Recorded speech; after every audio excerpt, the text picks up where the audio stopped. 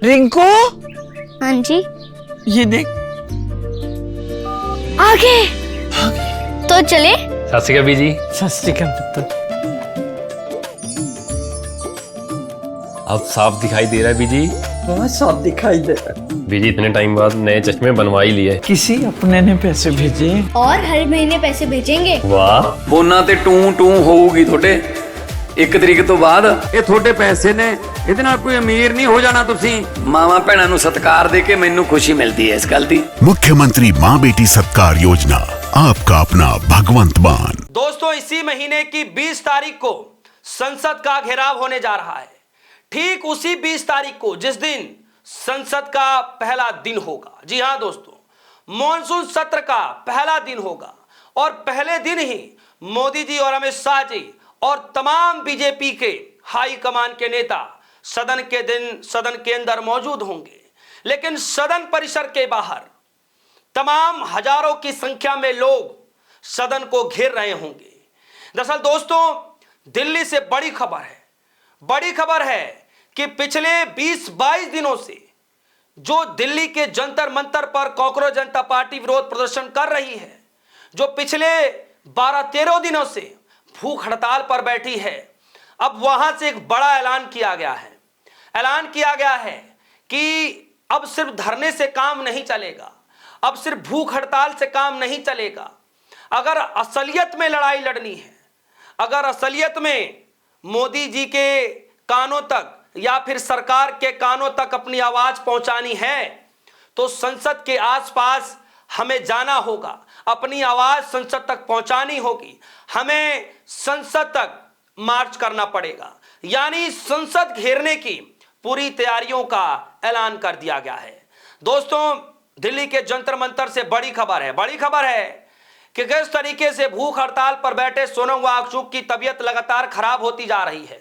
पूरे देश भर से सोनम वांगचुक के चाहने वाले लोगों ने उनको मैसेज कॉल पर बातचीत करके उनके हालातों का जायजा ले रहे हैं कि सोनम वांगचुक सर, आप जल्दी ठीक हो जाइए, आप भूख हड़ताल को खत्म कर दीजिए। इसलिए खत्म कर दीजिए कि शायद ये सरकार सुनेगी नहीं। और सोनम वांगचुक ने कहा कि भूख हड़ताल तो चाहे कुछ भी हो जाए, मैं खत्म नहीं करूंगा। मुझे पता है कि जो 20-22 बच्चे आज इस दुनिया में नहीं हैं, जिन्होंने इतना बड़ा बलिदान दिया, उनके सामने ये मेरा जो कर्तव्य बनता है, ये तो कुछ भी नहीं है। इसलिए मैं इस रास्ते से पीछे नहीं हटूंगा। सरकार भले ही पीछे ना हटे, लेकिन मैं पीछे नहीं हटूंगा। ये बात सोनम वांगचुक कह रहे हैं। आज के दिन सोनम वांगचुक ने एक वीडियो बनाया, वीडियो के तरफ से एक मैसेज जारी किया, वीडियो के जरिए एक मैसेज जारी किया।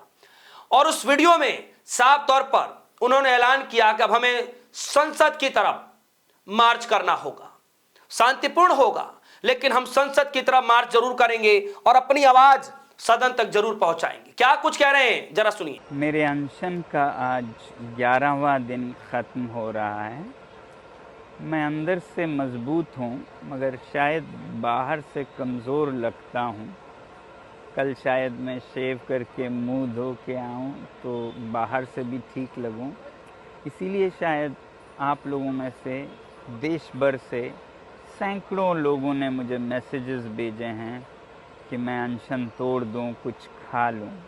शायद आपको फ़र्क नहीं पड़ता, क्योंकि शायद रिया आपके घर से नहीं, आपकी बहन नहीं। और हमारा ये सिस्टम कब सुधरेगा, या फिर लद्दाख और हिमालय के पर्वत और नदियों को क्या हम बचा पाएंगे? फ़िलहाल तो मैं ये कह सकता हूँ कि अगले 10-12 दिन मेरे सेहत को कोई फ़र्क नहीं पड़ने वाला है। मैं डटा रह सकता हूँ, उसके बाद मेरे सेहत बिगड़ती जा सकती है।